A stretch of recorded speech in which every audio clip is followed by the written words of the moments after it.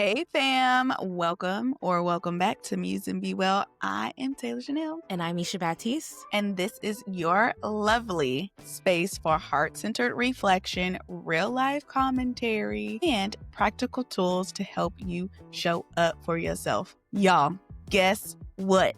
What? We have a special episode for you today. So special. We're going to be talking about something that's been on everybody's mind, which is AI, but not in the way you think. So we're going to go deep on how to think critically in the age of AI. And that's not the only thing that's different. We also have a special guest today, our very first special guest, who happens to be one of my little big sisters, who is a Harvard PhD candidate and the founder of Analog Social. She has also become viral from her online course called Critical Thinking in the Age of AI. So I've been knowing Shae since right before the pandemic, where we were colleagues on the Elizabeth Warren campaign, and she was my little sister, and she was coming to me for advice on how to move forward in her career. And now I'm sending her WhatsApp messages like, hey sis, how do you do this? Hey sis. That's why I call her my little big sis, because I'm so proud of her. This year, she has completely gone viral and teaching the kids.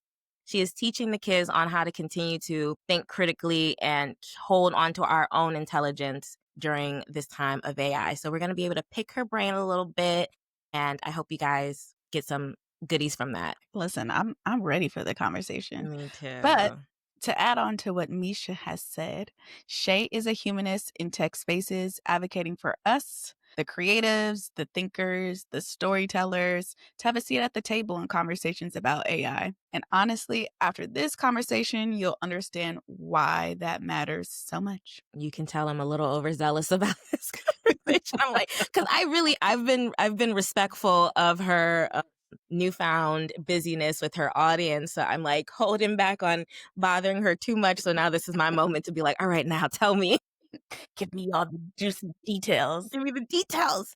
But before we dive in, guys, please take a moment and rate, review, and subscribe to our podcast. And of course, if you have been in conversations with folks who've been wondering about artificial intelligence and how to best use it, this might be the episode that you pass along to them. Absolutely. Yes, So, Misha, we got to do our self-care check-in. How are you really doing? Today, I'm doing good. Today is a good day. We are moving into the fall. Texas has gotten chillier sooner than expected, and I am a little susceptible to seasonal depression. So I am spending a lot of time in the sun, in the fresh air. Today, I actually spent like 2 hours just having a meeting by myself outside on the patio, just trying to get some sun and taking vitamins so I don't let seasonal depression get me this year, because I don't really have time for it. But in the name of one of our earlier episodes, The Great Lock-In, I'm still trying to figure out systems that work for me. So I am on Kindle finding all of the how to be organized books possible so I can be the best for myself and of course for my clients too. I'm always looking for little tips and tricks to support them. So those are the little bit ways I've been taking care of myself. How about you? I am doing good. Well, first, let me go back to what you were saying, because last week when we were texting, or rather sending voice notes, I was hearing the wind chimes in the back, and I was like, I love this for Misha. And I love it for me to be able to hear the wind chimes in the back while we just chit-chatting.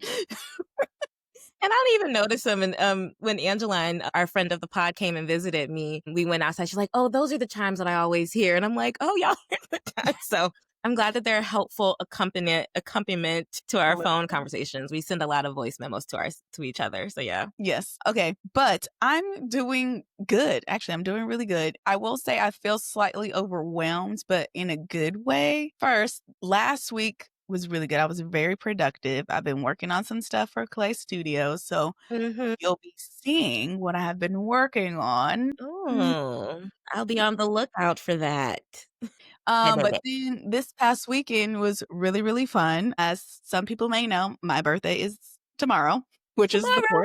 I'm recording this on Monday, November the 3rd. 4th. But my good old bestie Bricks planned Other friend of my the pod. birthday festivities. Yep. and I had no idea what she was planned, and so it was like a Mhm. total surprise. But it was a time, it was a vibe. We went to a candle making class, which I'll talk about later on in the episode, and went to do karaoke. Had a time. Oh Let's my just god. say What song did you sing? Or we was sang like, give me multiple songs. There was Beyonce. We well, sung there's some, always Beyonce. yeah. We sung some Luther. What else did we sing? We sung "Take Me Through There, Take Me Through There." They had that option? On YouTube. Okay. Well, shout out to Bricks. What a For good sure. friend. But it was good. I was definitely hungover the next day, but I still made it to church. Ooh, ooh, I still made that's it to church. amazing. That was one of the things that we had to do this week was to go to church. Well, So come we on, did that, self-care. and let me tell you, change church. I be watching PD on the TV, but it's a different experience in person. Yeah. So Wow. that was good. Then we went to Did you feel brunch. the spirit in the building? I did. When I tell you I cried, I was sitting on the edge of my seat listening to Wow. him. It was good. I'm It was really happy. good. It was really good. I'm like, I But need to yeah, go to church. It's been a minute. I need a good so it's word. good. Well, actually, I'm too embarrassed to say, actually, it has been a minute. I think it was Easter. I think it was Easter. It's November now, girl. Come I on. know. Have you watched church at least? I have. I have watched Okay, see, church. that still counts. That still counts to me. Yes. Thank you. Yeah, of course. But, You you you know, getting the word. thank you. Don't matter if you inside of a I'm building feeling a or little shame. It's okay. I'm holding it. I'm shame. Get behind me. love it. Shoo shoo, shoo shoo, Yes. shoo shoo. Yes. Well, this week's Muse Moment is from the Tracy Ellis Ross. I heard someone abbreviate her name to TER, and I'm like, that's cute. I love that for her. She's becoming such an Sure. icon. We might as well give her an abbreviation, TER. Everyone has been talking about her interview with Emma Grede on Aspire. And I'm like, well, let me watch this. I didn't Everyone's sit down and calling it a watch it. Was master. it good? Oh, I saw it clips. I saw clips. it really was, like, from the get-go, that it's like she came in fired up. Like, she came in like, "I'm dropping wisdom to the girlies today." Mm. Like, and I was, like, taking notes. She dropped frameworks that I literally captured for myself that I will be using in my Become Your Own Muse coaching. Like, Love that. you can tell she has done so much work, and Mm. she should be so proud of herself. But what got me is that she was talking about how in the 80s, she read a lot of magazines and she has saved those magazines. And one day recently, she went back and she saw that she like dog eared a couple of pages, and those pages that she dog eared to like kind of keep in mind for herself, so much of the looks and the styles and the hair and the words are a Mhm. part of who she is today. It's like she Mm. felt like she was kind of claiming her muse while she was going through those magazines. And she looks at herself today and like, that's me. Like, that's who I became. I am actually that girl that I wanted to be when I was a teenager. And as a person who, for myself, who was like a big magazine reader, I saved all of my magazines from high school: 17, Teen Vogue, Vogue, Vibe, so many magazines. I bet if I look back, I, see a through line there. So I don't know. I'm just like, okay, Tracy, you low key became your own muse. Well, she is her own muse, 1000%. That she's 100% original. And that's why Absolutely. we all love her. And I'm just grateful that she shared that wisdom with us. And you Mm. could tell she was very intentional. Like, again, like I said, like she was going to teach the girlies today. And there's one quote that I felt like was a really great gem that she learned from her mom, which was that you can dream big and you should dream big, but just remember, you're going to have to be the one who does the work to make those dreams come true. Because I think a lot of us, like, we dream like, oh my God, I see myself doing this. Like, I see myself at the height. But I don't think we realize all of the work that happens in between, and we can't even imagine it. And so it's like, yes, that is a gem. Like, you are going to have to be, that's what I've learned. You are going to have to be the one who does the work. So, A lot of it, majority a of lot it. of it. Yeah. So that is the Muse moment I on love a that. tangent, per usual. I'm actually glad that you brought this because a clip that I saw and that I reposted on my stories was she said that she turns her fears into Hmm. prayers. And so whatever she's fearing, she writes it down and then she like creates a prayer out of it. And I was like, Yep. "Ooh, I needed this tool. Yeah. Thank you." Yeah. I think that's the one that I'm like, "Ooh, I'm saving," because it's you name the fears and then you write what the opposite of that fear would feel like. And so then you pray over that. I'm like, "Girl, that's good." Real good. And That's you know she's a Scorpio too. She is a Scorpio, and she talked about how she manifests is really easy. And like that is very true for Scorpios. Y'all need to be very mindful of what you say. I'm trying to be mindful of what I say and what I think because I'm Scorpio rising and the way we've manifested this podcast, Miss Taylor, our words have power. They do. Listen, life and death is in the power of the tongue, they say. Amen. Amen. All right. Thank you for sharing your Muse moment with us Anytime. this week. I need to go back and watch the Watch it. episode. Everyone, go watch it. Yeah. It's amazing that it's free. Thank you. Thank you, Emma. Thank you. Okay. Well, before we dive in, you already know what's next. It's time for our grounding moment. So grab your essential oils. I got mine on deck. We're going to place a drop in our palm. Rub them together. Make a tent with your fingers over your nose. And we're going to have a big inhale. And exhale slowly. Let's do one more time. Inhale. And exhale slowly. And wherever you are, get comfortable. Let your shoulders drop. Unclench your jaw. Soften your gaze or close your eyes if that feels right. If you're driving, please keep your eyes open, but stay tuned with us. And we're going to take another slow, deep breath in through our nose, feeling your lungs expand, your chest rise, your belly open. Hold it for a sec. And exhale gently through your mouth, letting go of any tension or noise from the day thus far. And we're going to do that 2 more times.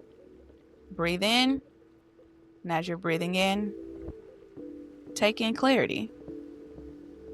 You exhale, and you're going to exhale that distraction. And we're going to take another big inhale and breathe in some awareness. And then we're going to exhale that overwhelming feeling of life. And as your breath settles into your natural rhythm, bring your attention to this simple truth. Presence is the foundation of discernment. When we're grounded, we think more clearly, question more deeply, and we respond versus react. Take one final breath in with gratitude in mind for the ability to pause and reflect. And exhale. And when you're ready, just gently open your eyes. How you feeling? That was so good. That was so good. I hope people take advantage of that. Take a little break, y'all. Y'all deserve it. Take a little break and do some breath work. This was really lovely. It's Thank free. you. It's free. It can be 30 seconds. It could be a minute, 5 minutes, 10, 15, whatever you need, honestly. Yeah. And I like, it's so important to bring awareness to your body as you do the breath work. So like telling us to feel your chest rise and your gut and all. I'm just like, yes, girl. Yeah. Yes. I'm all calm now, like a cat. Okay. And now Right it's time here. to get ready for our special guest. So exciting. All right, y'all. It's time to get back to the meat and potatoes of this lovely episode. Misha, take it away. Yes, we have our first special guest with us, Shae the Historian, which I have a question about that because I'm like, did you rebrand? Are you no longer Shae the Historian? But I want you to answer that. But before, I have to say again that I'm so excited to have you as our first guest. I am so proud of you. I was telling Oh, our thank you. audience earlier, yeah, that you were asking me questions about career and what do I do with politics, and now you have 100,000 followers on Instagram, doing your own thing as a thought leader in artificial intelligence and history, and you're a humanist. And now I am asking you questions all the time like, hey sis, how do I do this? How should I think through this? So I'm calling you my little big sis now. Oh no, that's crazy. Yes, no, I am so I also want to share that it's been really inspiring seeing your social media growth, and it shows you were able to cut through the noise because you were talking about something that people care about. Like, how do I engage with AI in a healthy way, essentially, right? Mhm. And how do we keep our intelligence, our own personal intelligence? And we were watching your videos. It was so fun to watch you. I could go on and on and on, but I'm going to stop right there and just again welcome you. And we're so excited to have you. Thank you so much. That humbled me in so many different ways. Thank you. I was the big sis, and now I'm like, nah, girl, you little big sis now. I mean, I still see you as my big sis, so that's yeah, that's really honoring. Well, Thank I'm you. humbled now too. But yeah, so you were first going when you first kicked off your social media journey, you were Shae the Historian, and it sounds like you've transitioned. You also have founded since then Analog Mhm, Social, which we'll get into a little later. But I'm mhm. wondering about the shift from historian to humanist and thought leader. Taylor's going to ask about the critical thinking piece of it, but the two questions is Yeah. Yeah, so I started off on social media as Shay the Historian because for academics who wanted to become sort of more public facing in their scholarship and in what they were doing, it was really like history as a genre is something that people are very interested in, like later in life, but they fall asleep during class. Right. So like history is actually a big industry, both in publishing and in like online content. So I knew if I wanted to, use social media as an outlet for getting out my ideas when it comes to academia, that was the best way to do it. And then I realized, like, wow, I'm much more than just a historian. I've always been very curious. I've had multiple career paths, as you know, Misha, when you first met me. So it's like I didn't want to just box myself into being just a historian. It was good when I needed to be discovered by historians and people who love history. But after a while, I'm just like, man, I just love yapping. And it's going to seem weird if my brand or handle is Shade Historian and I'm yapping about like all the stuff I'm yapping about now.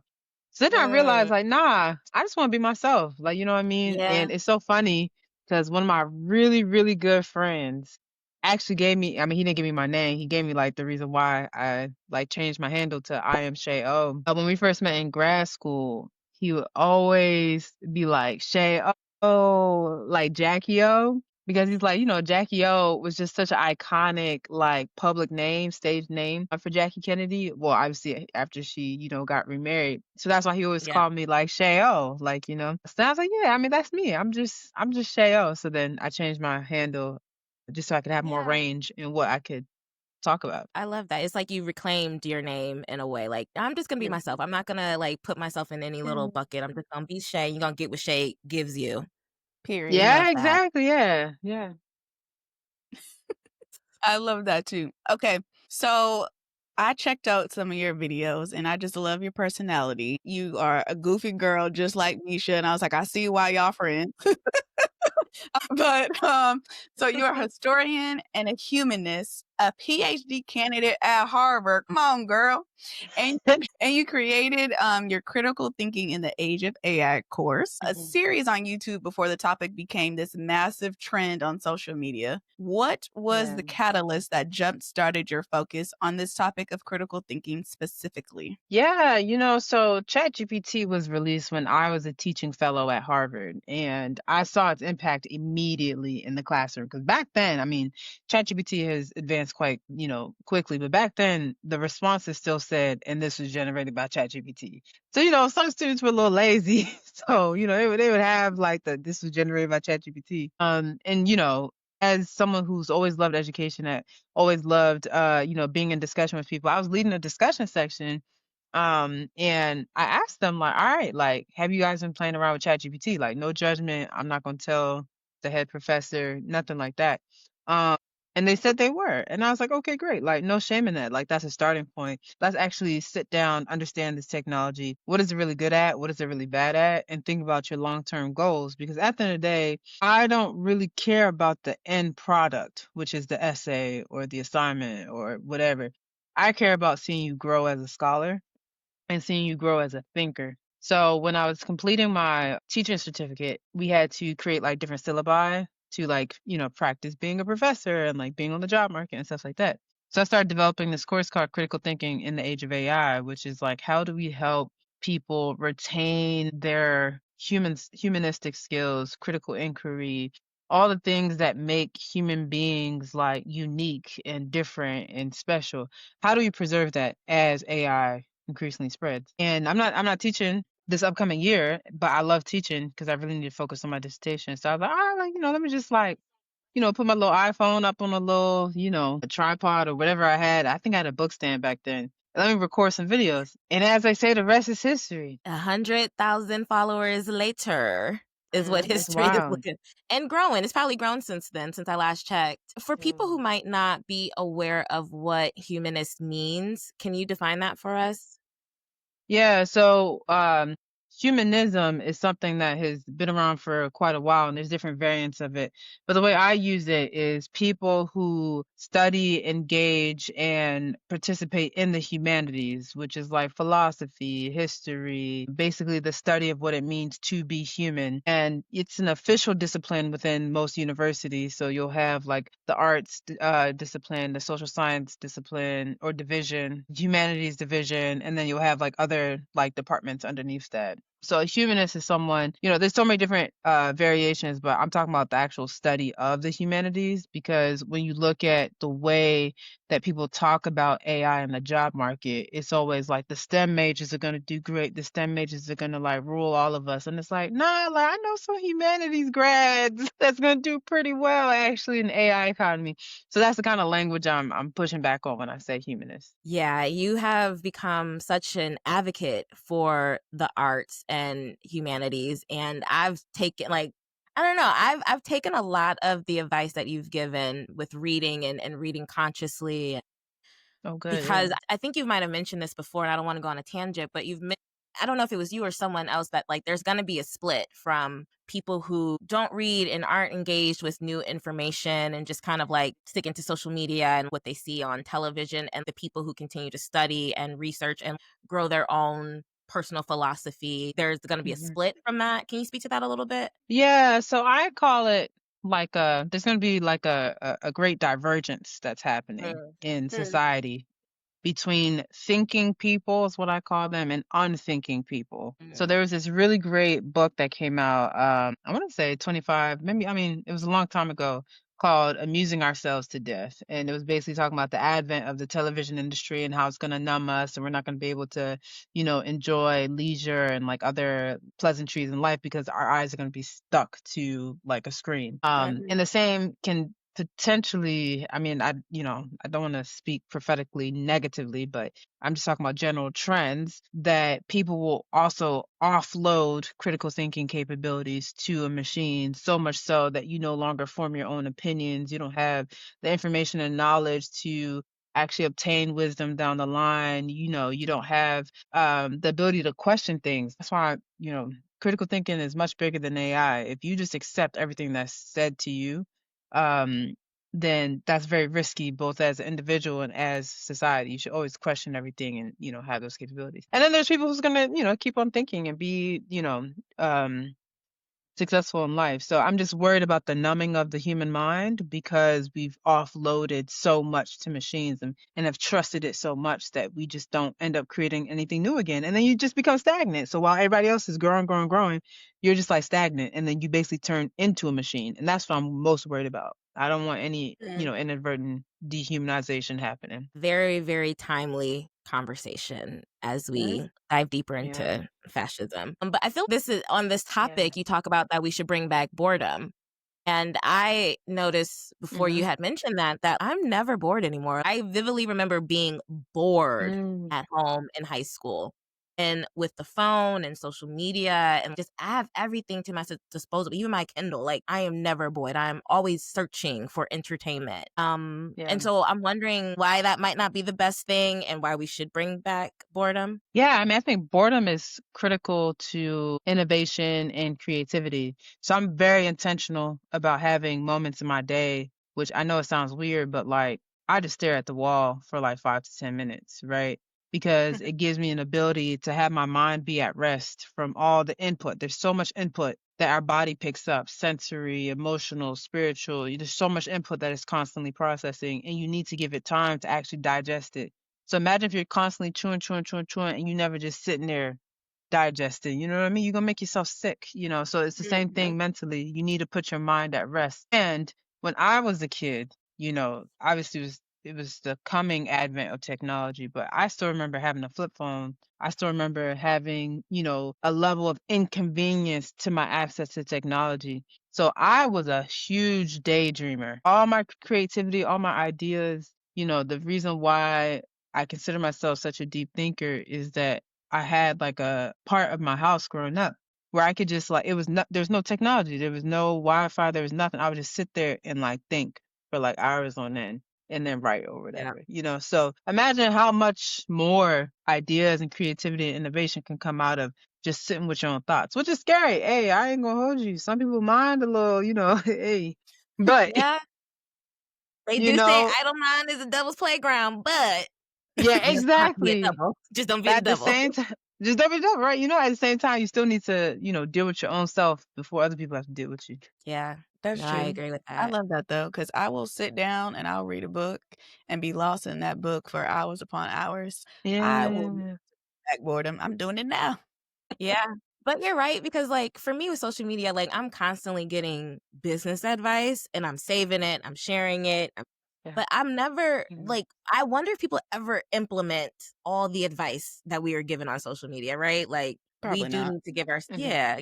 I would have to like create time, like go through all the things and like think through how I implement it, which I should do. But we're just taking it in Mhm. and I don't know where it goes after that. Yeah. I mean, I think that's how people really. I mean, if anything, not to go on a tangent, I think you're actually doing it right because social media is a place where you're supposed to be given information and then that should draw you to pay for implementation. So I'll Mm, give you like the information you need for your business to thrive. But if you actually want accountability and processes and systems to implement it and, pay me or employ my services or buy this or buy that. So that's why sometimes it might seem like that because yeah, implementation is very difficult. Like, that's true. and that's why people hire and pay so much money to help with implementation. Well, I feel like that was some social media advice. If y'all caught that, if you caught it, I caught it. So you developed this framework called Human Standard Time. Love that. Yeah. Can you break that down for us? And what does that mean? And how does it shift the way we think about productivity in AI? Yeah, so part of it developed when I made a viral video about operating on Harvard Standard Time because a lot of people don't know that Harvard has its own time zone. I call it its own time zone because essentially we have this like we have this like unsaid or unspoken rule, but generally people know about it where class will start like anywhere between 6 to 7 minutes after official like start time. And that's to give people enough time in between like transition, in between classes and stuff like that. It's like it's a very old like rule or system. And you have some professors who are like absolutely not. We start right on the dot. But the colloquial thing to say when things start at exact, like if the class starts at 6 and the professor doesn't get up and start speaking until 6:07, you're like, oh, classic Harvard time. Like, you know what I mean? Oh, we're doing Harvard time. You know what I mean? So that's like a Mhm. thing. And I've been at Harvard for way too long. So, it's a cultural thing that So then I was like, okay, like how would this operate in like, for example, a business negotiation? So I think what a lot of people misinterpreted about that original video is that they're like, oh no, that's just like color people time, or that's like insert ethnic identity time.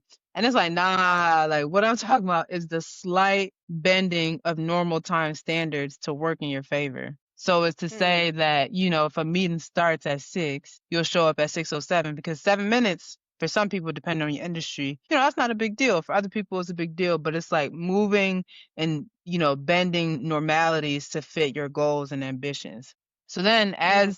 and that was just I just be yapping. Y'all be thinking I be planning stuff. I really this welcome to my stream of consciousness. Like It's that's just why your people brilliant mind, ah flowing. You know. nah, people be talking about, oh, what's your social media strategy? I mean, some of it is strategy, but most of it is just like y'all just entering my stream of consciousness. I really don't be thinking that hard about like this stuff. But in human standard time, not really. Like people like, what's going on? I'm like, look, welcome to like No.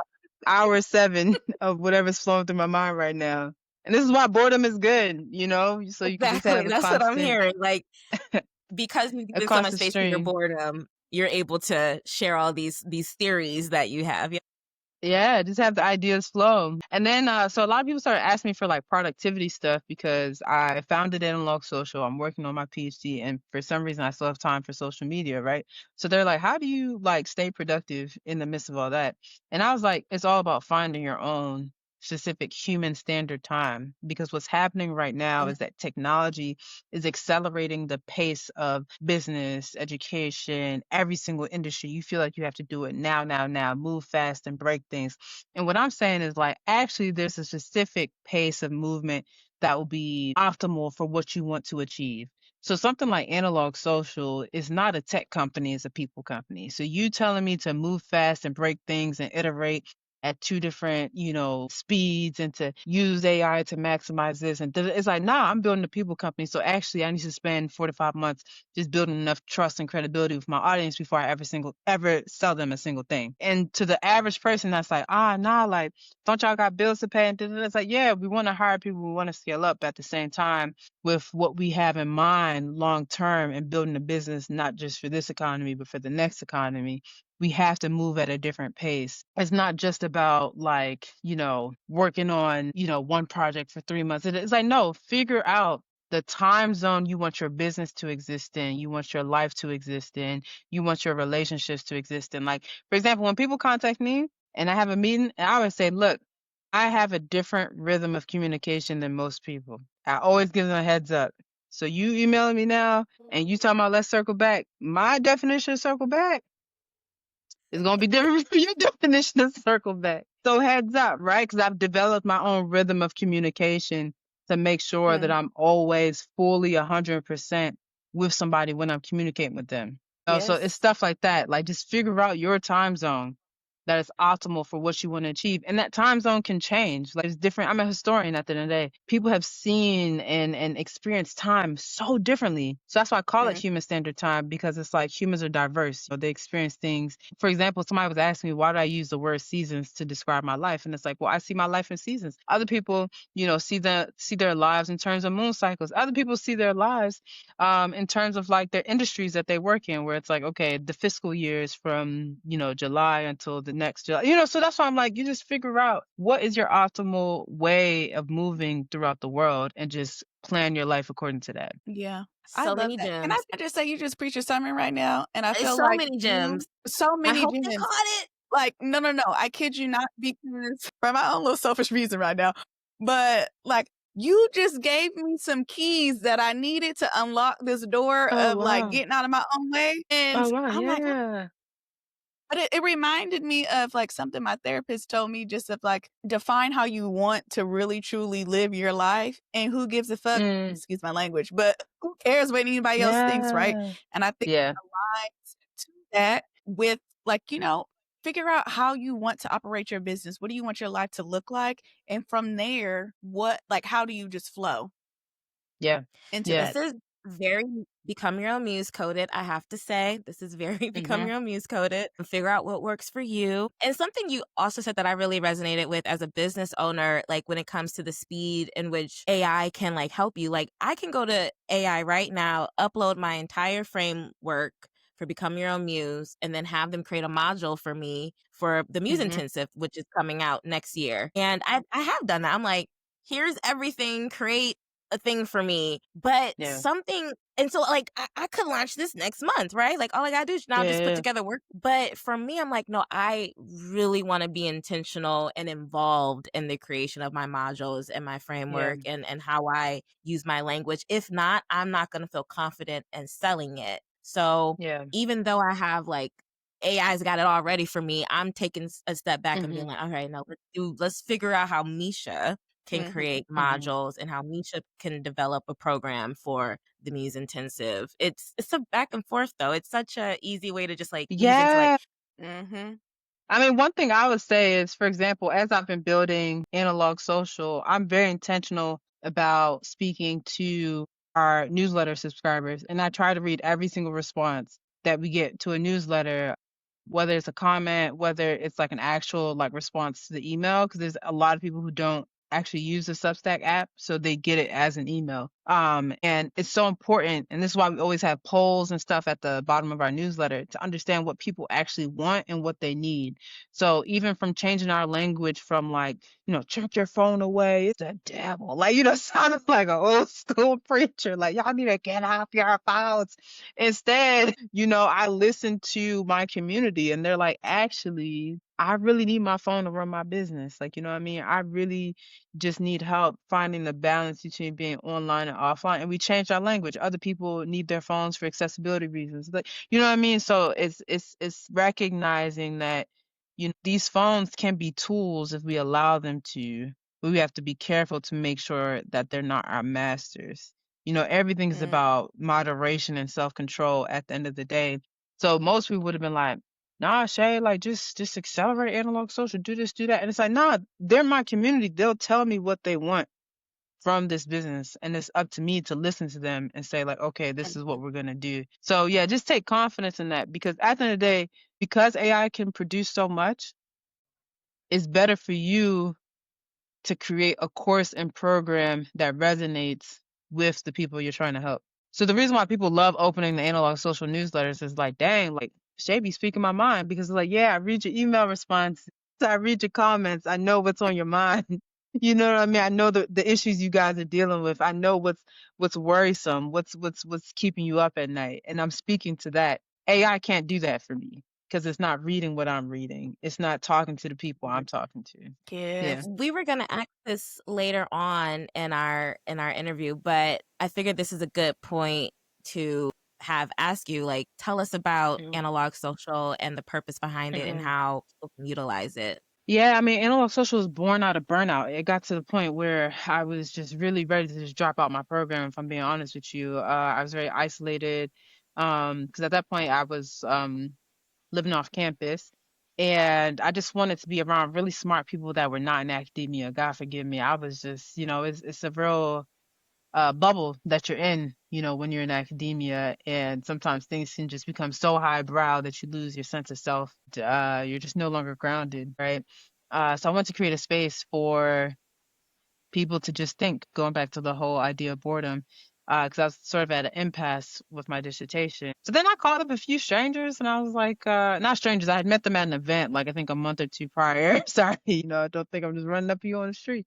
But I met them at an event. And I was like, hey, like, would y'all like be down to like have dinner, but like no phones? But I'll bring conversation prompts and we'll just like rift for like 2 hours, and then you can turn your phone back on. And to my surprise, they all said yes. So, we had a bunch of strangers at the table. I had my conversation prompts. I printed them out on my little sheet of paper. And then, yeah, I just started hosting dinners across London and DC for a few months. And then we became semifinalists in the Harvard President's Innovation Challenge. And that really accelerated things. But then I got to the point where I got burnt out from that, because, the second you get attention from, that accolade, you start having a bunch of people down your neck talking about, oh, you gotta do this, we gonna expand to Brazil. And it's like, I don't know if I wanna expand to Brazil. I'm gonna get you to come to Dallas.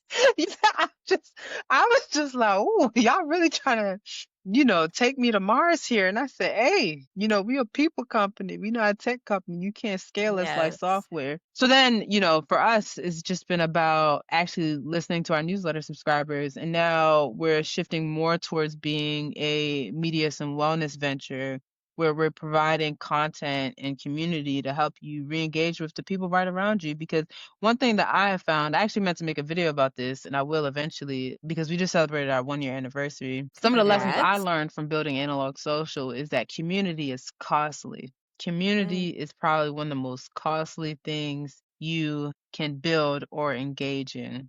And because of that, community itself cannot be the product or the service. So hosting in-person events, that's how whenever I see all this commentary online about in-person events, I'm like, I don't think you guys actually know how much time, money, and resources it takes to put on in-person events to build up a community where people feel comfortable. It's a lot. Build up a community where people feel comfortable, where they feel like they can share things, and even just just the basic stuff like insurance, renting out places, making sure people are comfortable, hospitality. Restaurant and hospitality industry is very like their profit margins are quite thin. And that's why you see a lot of restaurants closing down easily. So yeah, we're trying to really make sure that it's, quite similar to the Goop business model where we're producing content and information that makes you feel good, that makes you feel like you're becoming a deeper thinker, to make sure that you have a space to engage more deeply with your own ideas, but then if you so wish to, with the ideas of people around you. So yeah. Yeah. I'm Come so on proud of now. you. I just keep looking I'm like beaming at you. Like people are gonna be like, I'm My God. proud. I am. I love this. And yeah, we need to have some dinners in Dallas. But yeah, go ahead, Taylor. Yeah. In Atlanta. Let's make it happen. We'll co-host. Yeah. Okay, so in one of your videos, you mentioned that engineers can't code empathy into AI. And as a Yeah. person who is an empath and I care about what I say to people and how I say it, Chat and I have become besties at this point, and I typically ask it to refine language for me when I'm trying to communicate with others. Like I'll have what I want to say and be like, refine this. How do we make sure we're not outsourcing our empathy or our humanity to technology? And how should we approach prompting AI regarding it? Yeah, so this is how I would think about it without getting too technical. So AI, general AI right now, or the ones that's available to the public, is trained mostly on the public internet. And the kind of information that's on the internet is at the reading and writing level of a sixth grader. Because researchers have found that in order for information to be easily digestible by the public, it has to be read and written at a sixth grade level. So that means AI is, generally speaking, at the intelligence level of a sixth grader, minus any, amendments that are made to it in order to get better results through multiple different means. What is really important to know here is what you're getting from ChatGPT or other large language models is the most likely answer for next couple of words based on what you gave it or prompted it. So it leaves little room for nuance, for situational context. It doesn't know that you've been best friends with this person for 17 years and that thing that happened 6 years ago that almost destroyed the friendship and that thing she said last week that actually contradicts what ChatGPT is about to tell you to do and why actually this is not the best time to do this because she's probably going through a divorce, so maybe you should bring up this conversation after the papers are finalized. That what I just described is wisdom. So ChatGPT can give you data, it can give you information, in some cases it can give you knowledge, but only human beings can give you wisdom. So Chat can be like, oh, I don't like the way she talked to you, Eva. Chat don't got no context or ability to really, for you to really take that to heart because it's very sycophantic, which means it's aimed to please you. That's the way it was trained. It wants to please you. It wants to exist. It wants to live. It wants to continue on. And some of the, most interesting parts about being human is the fact that we make mistakes. We don't want our machines to make mistakes. We want human beings to feel comfortable to make mistakes. And part of being in relationship with people in a variety of relationships is being able to go through that difficult task of articulation. So the only way I was able to become a better communicator is because I've had really bad communication in the past. I've seen the way people responded when I said something that was truthful, but not at the right moment. I've seen the way people responded when I use big words versus when I use small words. I've learned wisdom from watching multiple TV shows and movies to be like, actually, this is not the best thing to say in this right moment. Stuff like that my brain has picked up on from interacting with people for 30, or so years, right? So stuff like that where it's like, outsourcing that difficult task of finding the right words, of relating with people. ChatGPT doesn't know what it means to, listen to, I don't know, Brian McKnight after you just fell in love with a new boo. It don't know that experience. It's giving you the most likely, next answer. It don't know that feeling. It don't know the feeling of listening to John Coltrane after a long day, knowing you don't smoke, but you need someone to take the edge off. It don't know that experience. It does not. It does not. The fact that me and Taylor just clutched our pearls hearing Brian McKnight, like, now we. Sorry, maybe I aged myself, but I was thinking No, like, you who's did it like right. a You did it right. That's hilarious. No, so it's thank you stuff for like I got that. yeah.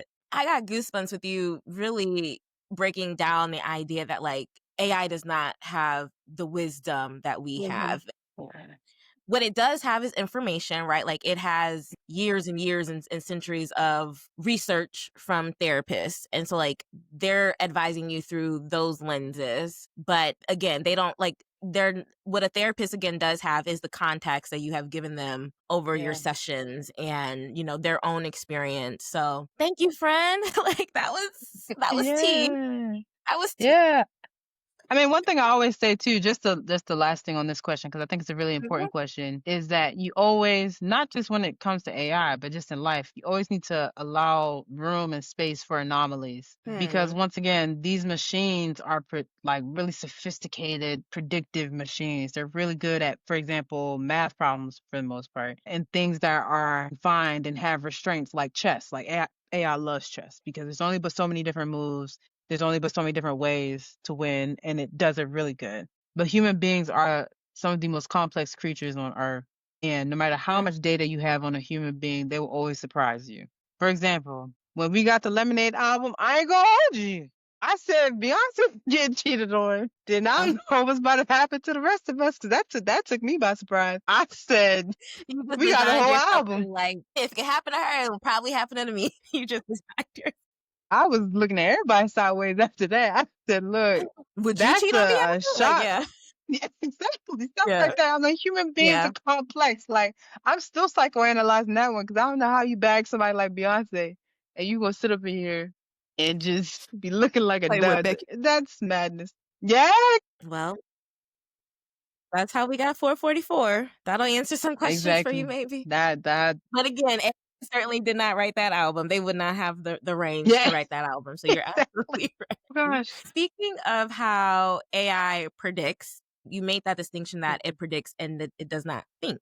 So can you expand on what that means and what our expectations should be with AI based on that knowledge? Yeah, so sometimes, I mean, some of the like general purpose AI models will use the word thinking, like, oh, the machine is like thinking. But then Mm-hmm. ask yourself how a human being actually thinks. Like, for example, when I gave you all the examples in the last question, that's me pulling from a variety of experiences and nuances and cultural commentary and memories and all those different types of things. And it's saying, like, okay, how can I produce something relevant to the input that I was just given? That's complex thinking. And then also think about the logic I had to produce in order to connect Beyonce to the fact that you should make room to anomalies to the fact that we're talking about AI. That's a very unique human way of thinking and processing. The way a lot of these AI models are trained is to provide the likelihood of the next word, or technically tokens, but that's just like a technical term to describe what it's outputting. What's the likelihood of a certain word coming next? And because they're trained on, for example, what's available on the internet, what they've been able to, swipe from other data sets and things of that sort, it's like very sophisticated prediction. So, like before AI was very mainstream and available for humans to talk to, it was used, for example, quite a lot in predicting weather patterns. So it's like, okay, is it going to rain today? Because it's like, okay, here's all of the geological data that we have. What is the likelihood that it's going to rain in the next 2 hours? Because it's really good at predicting based on like large amounts of data, but I wouldn't entrust like life altering decisions to a predictive text because you don't want something to be wrong when it comes to a surgery. Yeah. Yeah. This is really inspiring me to not use AI for writing support. Well, at the least, it's continue to write my own words and they can edit, like clean it up for me. But you're right that like they don't have cultural context. That's so important in helping people resonate with what you're saying or sharing. Like AI can't give that. So it's so important that we put that into the work that we do. Yes, I'm Yeah, and feeling very inspired. And here's a really good example of this actually. Toni Morrison, who's one of my favorite writers. I mean, I guess she's everyone's favorite writer, but she talked about how she, with the ending of one of her books, she went back and forth with her editor for like a long period of time over the use of one word in that book. And the reason why it was so important to her, she's like, yes, I know it's more grammatically correct to say this. I know it would be a cleaner ending to say this. But Toni Morrison said there's something specific about using this word in this way at the end of this book that will speak to the African American community, who is my target audience, that no other word that you're suggesting to me could do. And you see how Yeah. seriously she took the craft of writing. And that's something that as because I'm a writer as well, that's something that I take seriously too, where it's like, okay, I could use this one word to, describe this thing, but it's like, nah, like I know who I'm speaking to. I know who I want this to resonate with. It just, yes, yeah, that word could have worked. All right, thanks, chat. But it's Hmm. like I wanted to hit in a certain way. And once again, I know what it was like when I heard that word. I know what it was like Yeah. when someone communicated with me that way. So therefore I know this is how I need to communicate. And that's not always the case. I'm not saying you have to be that picky with your writing, depending on what you're writing, as a creative practice and as something that you want to resonate. I think, yeah, that's really important. Yeah. You actually gagged me when you said that AI writes on a sixth grade level. Like, I got a college degree. I Oh need yeah. to, like, I can't be relying on AI to write my stuff. Like, what? I just feel like that context really brings it home. Yeah. I mean, there's some models. I mean, there's that's the thing. There's more models than just the mainstream ones we hear about. So there are some models, for example, that have been trained on like academic text. So they're way more advanced than what the Mhm. average like consumer is using. There's other models that are trained on like really like sophisticated like business data. So there's so many different things, but like if you're using like a general purpose one, because making LLMs, which is the technology behind AI, is so expensive, it's most likely going to be internet data. It's going to be the vast majority of what's in there. What Yeah. are these other models? So for example, we have a French model called Mistral, which is really popular over here in Europe, and is also backing some like really cool AI companies. You have DeepSeek, which is yeah, I don't like calling it Mm. this, but it's like I'll say it like this: it's the model that was made in China. That's a very common one. You have Olama. Yeah, so there's a wide variety of them. Some of them are open source, some of them are not. So other people can like use them and develop them. And then of course you have like the mainstream ones like OpenAI, which is ChatGPT, Claude, which is Anthropic, Perplexity. So yeah, there's a wide variety, and I think because AI is sort of like being consolidated in Silicon Valley right now. A lot of the power and the decision making is being consolidated around a few companies, but I think, more is being done to explore other models that might Mhm. be helpful for like specific use cases. Yes, yes, yes. While we're on this topic of like using AI, me and Taylor are business owners and we're creative, so Mhm. we're all up in AI all the time. I'm using Chat and I'm Yeah. using Claude these days. But Mhm. I'm wondering, as a way to maintain our integrity as business owners and creatives, what Yeah. what would you say is like the best way to utilize AI for business and creativity? Honestly, I usually tell people to think about their processes and workflows first before I suggest a use case, only Mm. because there's some things that AI cannot fix. AI can't fix procrastination. AI can't fix, systemic societal issues. AI can't fix being an introvert. Like, you know what I mean? Stuff like that, where it's like, there's You certain know? things that it's like, AI can't actually help you with that. You don't need to integrate AI. You're just wasting time. If anything, you need to learn how to like, one thing I've actually really wanted to do. This is so random. We might need to like cut this out, but like I've always wanted to like just work as a barista for a day so I could get better at like speaking with strangers in short bursts and Yeah. understanding how to connect with them. Because as someone who owns a business, yeah, you need to know how to connect with your customers. And like baristas do that rapidly throughout the day, sometimes over 200 times in one day. So that's something that it's like, nah, like, I don't think chat could really help me with that.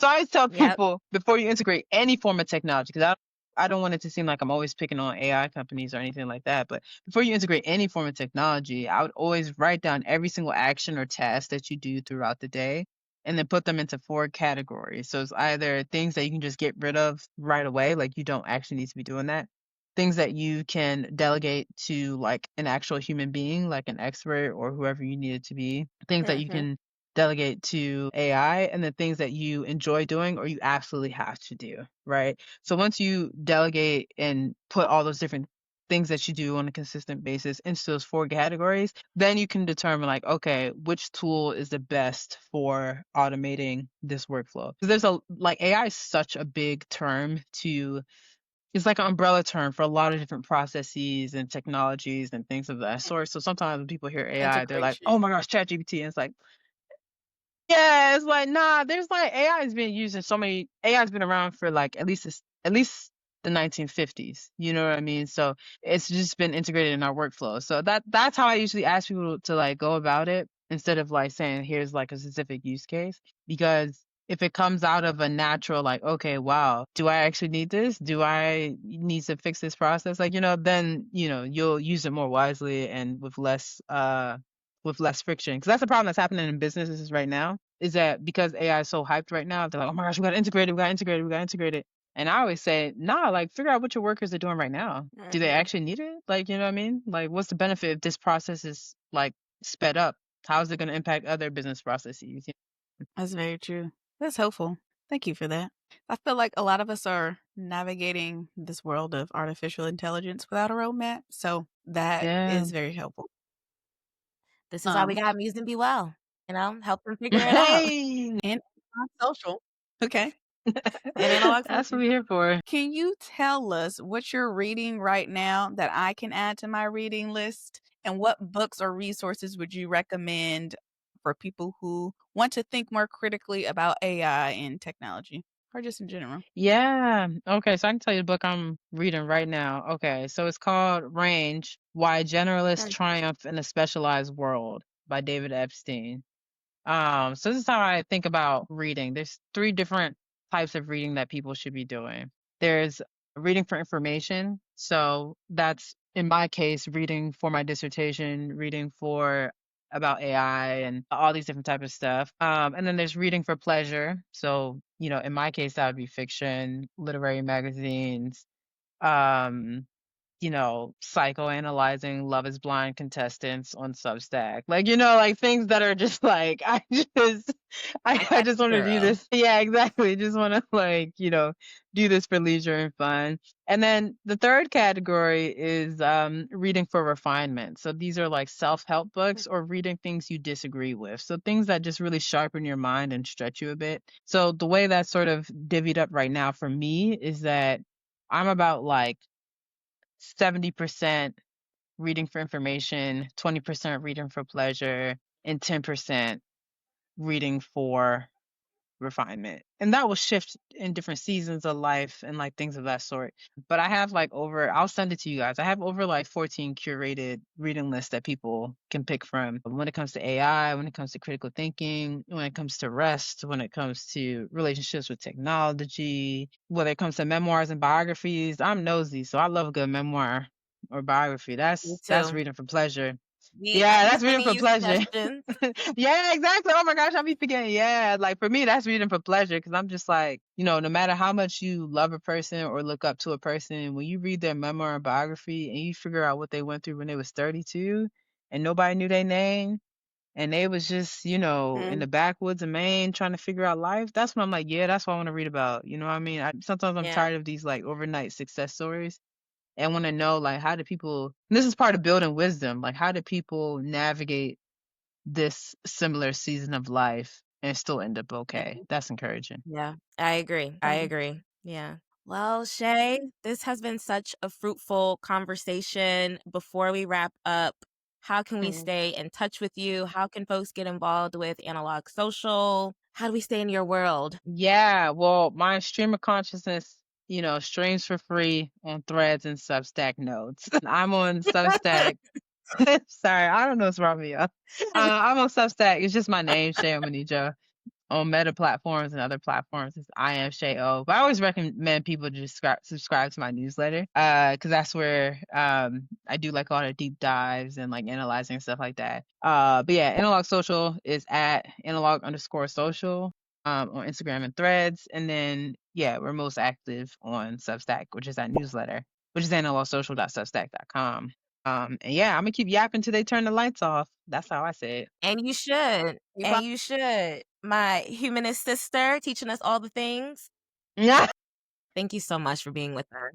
Oh, I should Yeah. say, like you're saying what's wrong with you. It is It's like 9 o'clock almost your time, and she is in London, being a cool girl in London. So we Oh, thank you for stop. doing this late night interview with us. No, it's my pleasure. It's my pleasure. It was so much fun. And I feel like, yeah, these are the kind of platforms that I think everyone needs in this day and age to just understand that we're all going through like a paradigm shift in history. So it's okay to not know Mm. what comes next. It's okay to be figuring it out. Like anyone who says they know what they're doing right now is, I'm gonna be honest, they front because we all being shook up by this shift in Yeah, history. So I'm just happy that you guys are giving people a yeah. safe space to explore that and to know that they're not alone in trying to figure things out. So thank you guys. Thank you.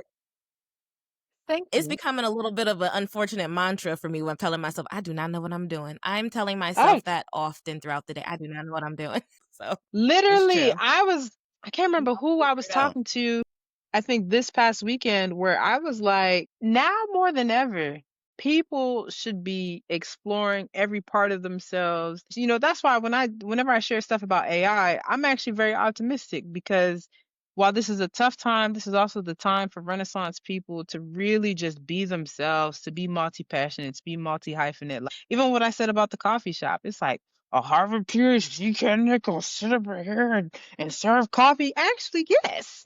I want to sit up here and serve It's a me good idea, some coffee. I actually. want to learn how to use an espresso machine. Like, you know what I mean? Like, I know it sounds crazy, but it's like we need You're different making like me want to go get experiences up and out of. outlets.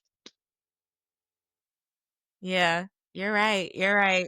But thank you. I'm grateful for your time. I'm grateful for your energy and your presence. And I'm telling you, Oh, I'm about to become your little sister. So just look out for these messages. oh She no.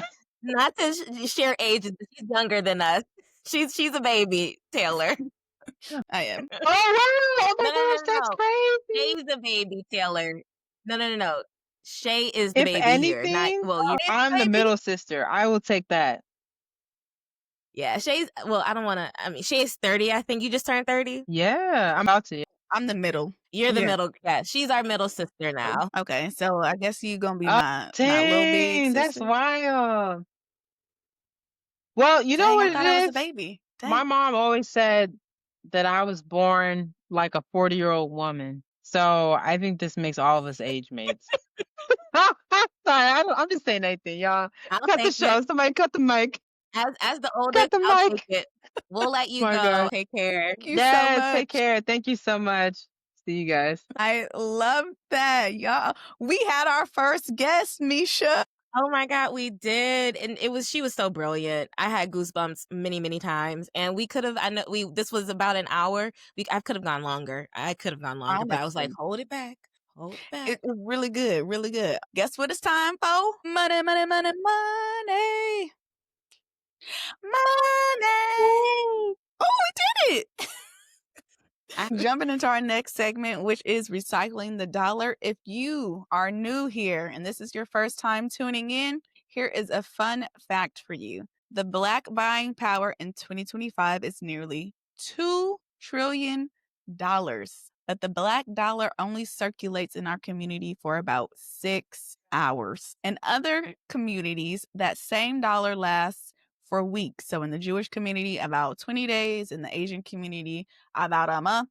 And in the white community, research says unlimited for reasons we already know why. So that is why we have Recycle the Dollar, where we highlight Black owned businesses, because every dollar we keep in our community is a step toward building lasting wealth. Amen. Okay. So this week we are shining our light on Candleporium Fragrance House. It is the first Black woman owned small business in Atlanta's iconic Atlantic Station. Candleporium is where luxury, creativity, and community meet. They're more than just a boutique candle company. It's an immersive fragrance destination that celebrates scent as an art form. And y'all know me, I love a good scent, candle, whatever. But you can browse their beautiful selections of premium candles, and home fragrances from both local and national brands. So they have shelf space for different candle companies to sell. So I think that's dope. Or you can roll up your sleeves and create your own signature scent during one of their candle making classes. Bricks actually took me there for my birthday this past weekend. and we did a candle making class, and it was such a vibe and an experience, and the owner guided us through each step of the process. And I think what I loved the most was you were able to write down your like candle recipe, and later, if you want to, like once your candle's done burning out, you can go back on their website, and they have a feature on there that says what do you call it, remake my candle. And then they'll go in to your file and remake the candle for you, and you can either go Ooh. and pick it up or have it shipped to you. Isn't that so cool? I'm a little jealous because I don't have that option with my candle maker people, and I'm running low on my candles. I'm gonna have to come to Atlanta. But they also open their doors for other makers and vendors to host classes, pop-up shops, and community experiences. So whether you're shopping for a scent or trying to be in community, you can visit Candleporium. You can follow them on Instagram at Candleporium Fragrance House and visit them in Atlantic Station to experience the magic for yourself.